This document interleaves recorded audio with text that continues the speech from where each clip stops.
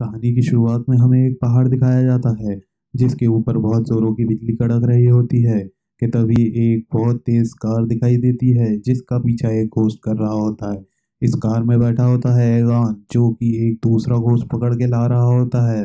Aegon अपने farm house तक पहुंचता है और उसका पीछा करते हुए घोस्ट भी वहां पहुंच जाता है। एगॉन फील्ड में बिछाए हुए ट्रैप्स को ऑन करता है पर तकनीकी खराबी के कारण वो ट्रैप फेल हो जाता है।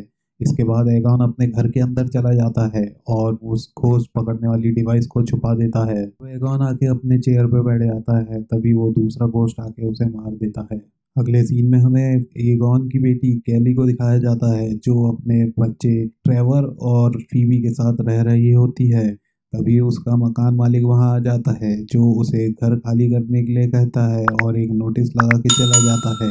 जिसके बाद हम देखते हैं कैली अपने फादर के फार्म हाउस पे आती है अपने बच्चों के साथ कि तभी वहाँ एक बहुत जोरों का भूकंप आता है जिसके कारण ये तीनों एक टेबल के नीचे छुप जाते हैं। भूकंप खत्म होने के बाद फीबी की नज़र उस घोस्ट डिटेक्टर डिवाइस पे पड़ती है जो एगन यूज़ कर रहा था। तभी वहाँ जेनी आ जाती है जो एगॉन की फ्रेंड होती है। वो बताती है कैली को कि उसे वसीयत में सिर्फ ये घर ही मिला है।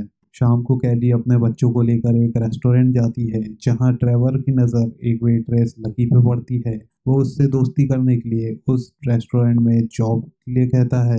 वहीं कैली अपनी बेटी फीबी से कहती है कि तुम्हें भी अब यहाँ बहुत सारे दोस्त बना लेना चाहिए क्योंकि हम लंबे समय तक यहीं रहने वाले हैं। रात में फीबी अपने रूम में थी कि तभी उसकी घोस्ट डिटेक्टर डिवाइस में लाइट जलने लगती है और पास में रखा चेस बोर्ड नीचे जमीन पे गिर जाता है। जिसके बाद कैली उस चेसबोर्ड को जमाती है और मेज पे रखती है और सो जाती है। वहीं ट्रेवर को दिखाया जाता है जो यार्ड में घूम रहा होता है और उसे एगॉन की घोस्टबस्टर वाली कार मिल जाती है। अगली सुबह जब फीबी उठती है तो वो देखती है कि चेस की एक चाल किसी ने चल दिया है तो वो चेस की दूसरी चाल चल के वहां से चले जाती है। फिर हमें दिखाया जाता है कि कैली ट्रेवर को उस रेस्टोरेंट छोड़ती है जहां उसकी जॉब लगी थी और फीबी को एक नए स्कूल में छोड़ती है जहां उसकी मुलाकात मिस्टर ग्रोवरसन से होती है जो कि उस स्कूल के टीचर थे। थोड़ी देर बात करने के बाद वो वहां से चली जाती है। स्कूल में फीबी की मुलाकात होती है पॉडकास्ट से जिसे लोगों की इंटरव्यू लेने में बड़ी दिलचस्पी होती है।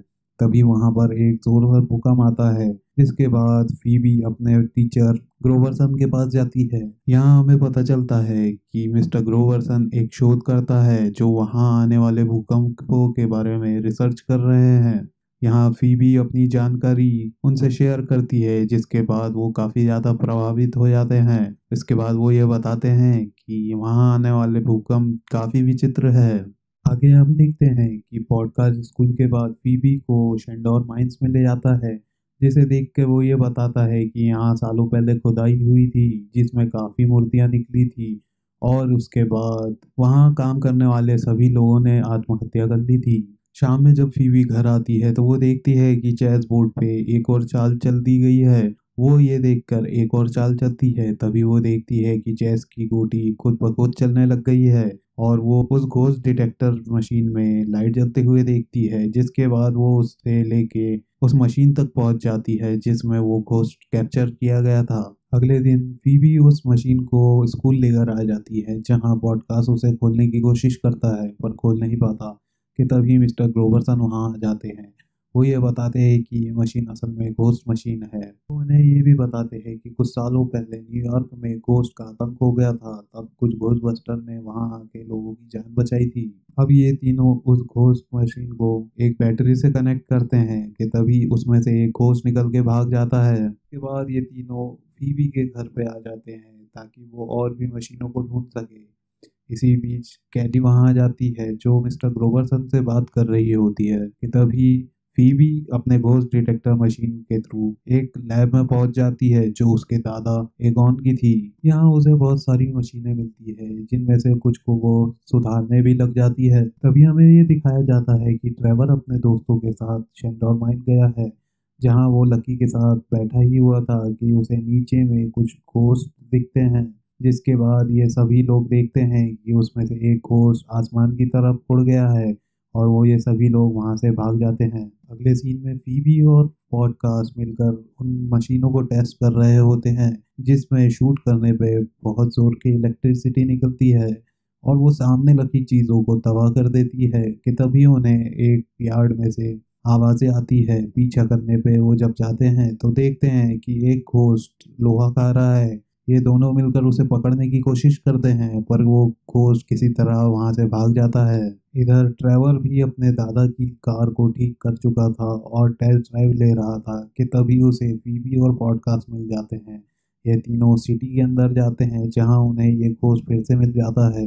वो उनसे इस बार पकड़ने की कोशिश करते हैं पर घोस्ट सिटी से बाहर शेंडोर माइन की तरफ भागता है, पर वो किसी तरह उस माइंस में जाने से पहले उसे पकड़ लेते हैं। ये तीनों बच्चे जब घर वापस आ रहे थे तभी उन्हें पुलिस पकड़ लेती है और रैश ड्राइविंग के केस में उन्हें अंदर कर देती है क्योंकि उन्होंने काफ़ी तोड़ फोड़ कर दिए थे। ये तीनों जेल में होते हैं कि तभी वहाँ कैली और मिस्टर ग्रोवरसन आ जाते हैं जो इन्हें छुड़ा देते हैं, पर पुलिस इनकी सारी मशीनें और कार जब्त कर लेती है। आगे हम देखते हैं कि मिस्टर ग्रोवरसन एक मॉल में गए हैं कि तभी वहाँ बहुत सारे छोटे छोटे मॉन्स्टर आ जाते हैं जिनसे बचते हुए वो भाग रहे होते कि तभी उन्हें एक टेरर डॉग दिखता है जो इनका पीछा करता है। वो किसी तरह कार के अंदर बैठ जाते हैं पर वो टेरर डॉग इन्हें पकड़ लेता है। इधर ये चारों बच्चे मिलकर शेंडोर माइंस जाते हैं जहाँ बहुत अजीब सी मूर्तियाँ होती है। वहीं इन्हें एक ताबूत मिलता है जिसमें एक आदमी लेटा हुआ होता है। वहाँ बहुत जोरों से भूकंप आने लग जाता है जिसके आने पे एक गड्ढे के अंदर से बहुत सारे घोस्ट निकलने की कोशिश कर रहे होते हैं, पर तभी वहाँ लगी डिवाइसेस एक्टिवेट हो जाती है जो ऑटोमेटिकली उन सारे घोस्ट को उस गड्ढे के अंदर बंद कर देती है। भूकंप खत्म होने के बाद फीबी कहती है कि ये सारी मशीनें हमारे दादाजी ने लगाई थी, वो घोस्ट बस्टर थे और ये बात हमें हमारी मॉम को बताना होगा। वहीं हम देखते हैं कि कैली को खोज डिटेक्टर मशीन मिल गई थी जिसके थ्रू वो एगॉन की लैब तक पहुंच जाती है। वहां वो देखती है कि दीवार पे उसकी सारी तस्वीरें हैं, यानी कि उसके पिता उससे बहुत प्यार करते थे कि तभी पीछे से टेरर डॉग उस पे हमला कर देता है। आगे हम देखते हैं कि ये सभी बच्चे घर पहुंचते हैं जहां वो कैली से बात करने जाते हैं तो पता चलता है कि उसे एक घोस्ट ने पकड़ लिया है और कैली विंडो तोड़ के शेंडोर माइंस की तरफ भाग जाती है। रोबर्सन को दिखाया जाता है जिसे घोस्ट ने पजेस कर लिया था। वो उन सारी मशीनों को डिस्ट्रॉय कर देता है जो घोस्ट को उस गड्ढे में बंद कर रही थी। अब सारे घोस्ट आजाद हो जाते हैं। इधर अभी भी अपनी मॉम को ढूंढने के लिए बाहर निकलती है तो उसे पता चलता है कि जमीन के नीचे केबल्स लगी है, यानी कि ये एक फील्ड नहीं एक ट्रैप है। जिसके बाद ये सभी बच्चे घोस्ट बस्टर का यूनिफॉर्म बदलते हैं, जेल जाके सारी मशीनों को चुरा देते हैं और घोस्ट बस्टर कार को चुरा के वहां से शेंडोर माइंस पहुंचते हैं। यहाँ उन्हें पता चलता है कि जिन घोस्ट ने कैली और ग्रोवरसन को पदेश किया है वो यहाँ के रखवाले हैं और वो कुछ एक्टिविटी करके ग्रोजर को जिंदा कर देते हैं। फीबी जाती है ग्रोजर का ध्यान भटकाने की कोशिश करती है। इसी बीच पॉडकास्ट अपनी टॉय कार की मदद से कैली के अंदर के उस घोस्ट को निकाल लेता है और कैप्चर कर लेता है। अब कैली को लेकर ये सभी लोग भागने लग जाते हैं कार से। वहीं ग्रोजर भी उनका पीछा कर रही होती है। ग्रोजर इनका पीछा करते करते फॉर्म में आ जाती है। यहाँ ये सभी लोग उसे पकड़ने की कोशिश करते हैं पर ग्रोजर बहुत ही ज़्यादा खतरनाक होती है, वो इनके पकड़ में नहीं आती। तभी वो उस डिवाइस से दूसरे शैतान को वो जिंदा कर देती है और वो शैतान लकी के अंदर चला जाता है। ग्रोजर कैली को मारने ही वाली होती है कि तभी वहाँ एगॉन के दोस्त आ जाते हैं जो कैली को वहाँ से बचा लेते हैं और वो ग्रोजर को पकड़ने की कोशिश करते हैं पर ग्रोजर उनकी पकड़ में नहीं आती। आखिर में फीबी अकेले ही ग्रोजर का मुकाबला करने लग जाती है तो वो देखती है कि उसके दादा की आत्मा भी उसका साथ देने आ गई है। ये देख के सभी दोस्त उसका साथ देने लग जाते हैं। ट्रेवर इलेक्ट्रिसिटी शूट करके उस ट्रैप को इलेक्ट्रिसिटी देता है और कैली झट से उस ट्रैप को एक्टिवेट करती है, जिसके बाद ये सभी ट्रैप एक्टिवेट हो जाते हैं और सारे घोस्ट को कैप्चर कर लेते हैं, जिसके साथ ग्रोजर भी कैप्चर हो जाती है। आगे एगॉन के सारे साथी उससे माफ़ी मांगते हैं कि उस पर भरोसा नहीं किया था। फिर एगॉन अपने सारे परिवार से मिलता है और कैली से गले मिलकर वो हमेशा के लिए मुक्ति पा लेता है। इसी के साथ ये मूवी यहाँ ख़त्म हो जाती है।